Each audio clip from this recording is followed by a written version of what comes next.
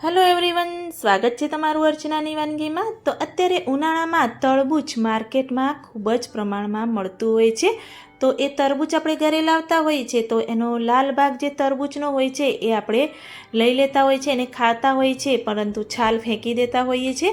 તો આજે હું અહીંયા એ જ છાલમાંથી ટેસ્ટી એવી કલરફુલ એવી તૂટી ફૂટી બનાવી અને એની રેસીપી તમારી સાથે શેર કરીશ। તો ઘરની ચોખ્ખી અને બહાર કરતાં ઘણી એવી સસ્તી પડીને તૈયાર થાય છે। તો જો તમને પણ મારો વિડીયો પસંદ આવે તો સ્કીપ કર્યા વગર એન્ડ સુધી જોતા રહેજો અને મારા વિડીયોને તમારા ગ્રુપમાં શેર કરજો।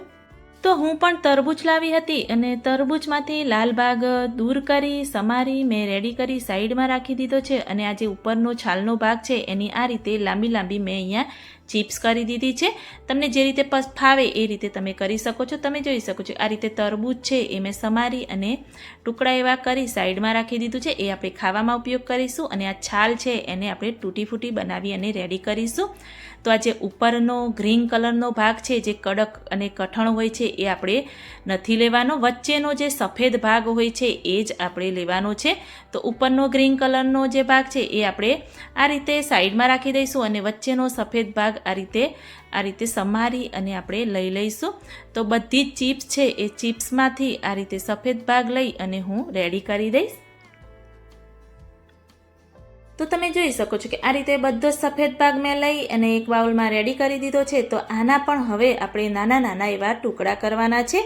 જે માર્કેટમાં તૂટી ફૂટી આપણે લાવતા હોઈએ છીએ એકદમ ઝીણી ઝીણી એવી હોય છે એ રીતેના આપણે ઝીણા ઝીણા ટુકડા કરી દેવાના। તમને જો મોટી પસંદ હોય અને ઘરે જ ખાવી હોય તો તમે એ પણ કરી શકો છો, પરંતુ ઝીણા ઝીણા કરીશું તો માર્કેટ જેવી તૂટી ફૂટી આપણી બનીને તૈયાર થશે। તો આ રીતે ઝટપટ કરી બધા જ ટુકડામાંથી ઝીણા ઝીણા એવા ટુકડા સમારી અને હું અહીંયા રેડી કરી દઈશ। તો તમે જોઈ શકો છો કે મેં બધા જ ટુકડા આ રીતે ઝીણા એવા કરી અને રેડી કરી દીધા છે। આપણે આ ટુકડાનું એક બાઉલના માપ પ્રમાણે માપ લઈ લઈશું અને માપ કેમ લેવાનું છે એ પણ હું તમને પાછળથી બતાવીશ। તો આ રીતે આપણે એક બાઉલના માપ પ્રમાણે કેટલા ટુકડા થયા છે એ હું લઈ લઈશ। તો 3 બાઉલ ભરી એટલે કે 2 આખા બાઉલ અને એક અડધા ઉપર થોડું એવું બાઉલ આપણા ટુકડા થયા છે। તો એ રીતે મેં માપ લઈ લીધું છે। તો હવે ગેસની ફ્લેમ ચાલુ કરી અને મેં આ રીતે જાડા તળિયાવાળી કઢાઈ રાખી દીધી છે। એમાં આપણે પાણી એડ કરી દઈશું। પાણીનું કોઈ એવું માપ નથી, તમારે જે રીતે ટુકડા હોય એ રીતે તમે પાણી એડ કરી શકો છો। અને અંદર જે ઝીણા એવા ટુકડા કર્યા હતા એ બધા જ આપણે અંદર એડ કરી દઈશું અને આ રીતે મિક્સ કરી દઈશું। તો હવે ગેસની ફ્લેમ આપણે ફૂલ કરી દઈશું અને આ ટુકડાને આપણે બાફવાના છે, પરંતુ 8 થી 10 મિનિટ માટે જ એને બાફવાના છે। અને ખાસ ધ્યાન રાખવું કે ટુકડા છે એને પ્રોપર એવા નથી બાફવાના, 80% જેવા જ આપણે એને બાફવાના છે, વધારે બફાઈ ના જાય એનું ધ્યાન રાખવાનું। આ રીતે ઢાંકી અને હું એને બફાવા દઈશ। તો વચ્ચે 1 થી 2 વાર આપણે ચેક કરતા રહીશું, વધારે બફાઈ ના જાય એનું પણ ધ્યાન રાખીશું। તો આ રીતે 8 મિનિટ જેવું થયું તો આપણે ચેક કરીશું। તો તમે જોઈ શકો છો કે કલર પણ ચેન્જ થઈ ગયો છે, પાણી પણ ઉકળવા લાગ્યું છે અને આપણા ટુકડા છે એ થોડા એવા ટ્રાન્સપરન્ટ જેવા પણ થઈ ગયા છે। તો આ રીતે ટ્રાન્સપરન્ટ જેવા ટુકડા થાય અને 80% જેવા બફાય એ ચેક કરી અને આપણે ગેસની ફ્લેમ બંધ કરી દેવાની અને આ ટુકડાને એક કાણાવાળા જારમાં આપણે લઈ લઈશું।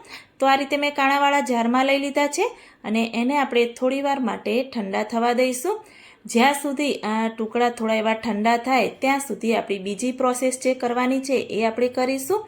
એના માટે મેં કઢાઈ રાખી દીધી છે અને એ જ કઢાઈ મેં લઈ લીધી છે। ગેસની ફ્લેમ મેં અત્યારે મીડિયમ રાખી છે અને મેં તમને કહ્યું હતું કે આપણે ટુકડાનું બાઉલનું માપ લઈશું। તો એ માપ લેવા માટે આપણે જે ખાંડનું માપ લેવાનું છે એ આપણને ખ્યાલ આવે। તો 3 બાઉલ ટુકડા હતા તો મેં અહીંયા 1 બાઉલ ભરી ખાંડ લીધી છે। ખાંડની જગ્યાએ તમે સાકર પણ લઈ શકો છો અને ખાંડ 1 બાઉલ લીધી તો 1 બાઉલથી થોડું વધારે આપણે અંદર પાણી એડ કરી દઈશું અને આ રીતે બંનેને મિક્સ કરી દઈશું। ખાંડ પીગળે ત્યાં સુધી આ રીતે હલાવતા રહીશું। આની આપણે કોઈ ચાસણી નથી બનાવવાની, એ પણ ખાસ ધ્યાન રાખવાનું। તો પાણીમાં ખાંડ પીગળી જાય ત્યાં સુધી જ એને આપણે હલાવવાનું। જ્યારે આ રીતે ખાંડ પીગળી જાય ત્યારે જે આપણા ટુકડા હતા બાફેલા એ ટુકડા બધા જ આપણે અંદર એડ કરી દેવાના। તો આ ટુકડા થોડા એવા ઠંડા થઈ જાય એટલે અંદર એડ કરી દઈશું અને ગેસની ફ્લેમ છે એ થોડી એવી મીડિયમ કરી દઈશું। ખાંડના પાણીમાં બધા જ ટુકડા સરસ એવા મિક્સ કરી દઈશું અને ખાંડનું પાણી છે એ આપણે હવે બાળવાનું છે, બધા ટુકડામાં સરસ એવું મિક્સ થાય ત્યાં સુધી, અને વધારે પડતું બાળવાનું નથી. આની કોઈ ચાસણી પણ આપણે નથી કરવાની. તો આ રીતે વચ્ચે વચ્ચે થોડું એવું હલાવતા રહીશું અને આ રીતે એને થવા દઈશું.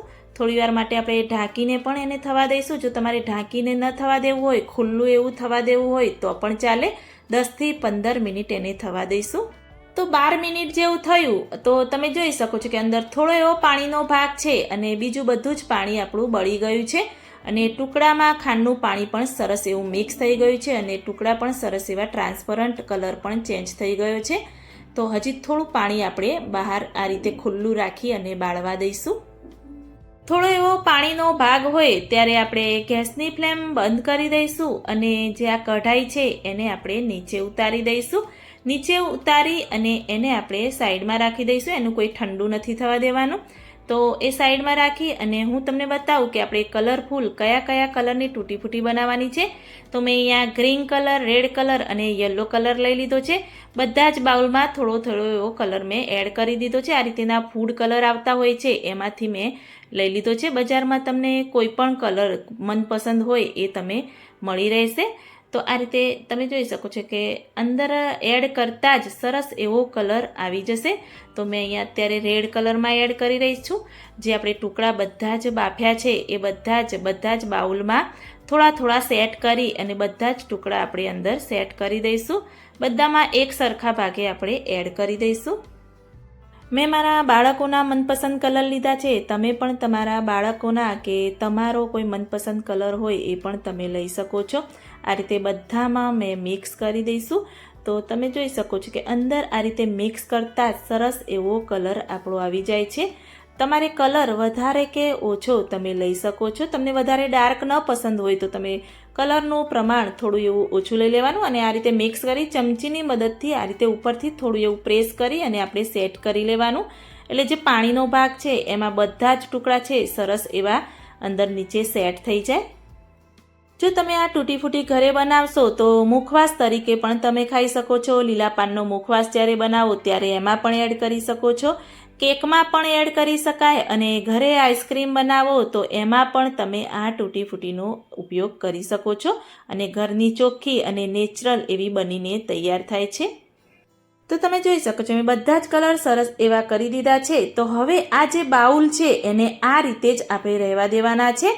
તમે એને પૂરા દિવસ માટે, પૂરી રાત માટે કે 5 થી 6 કલાક માટે તમે એને રાખવાના. એટલે સરસ એવો કલર ટુકડામાં સેટ થઈ જાય અને કલર પણ તૂટી ફૂટીમાં સરસ એવો આવે.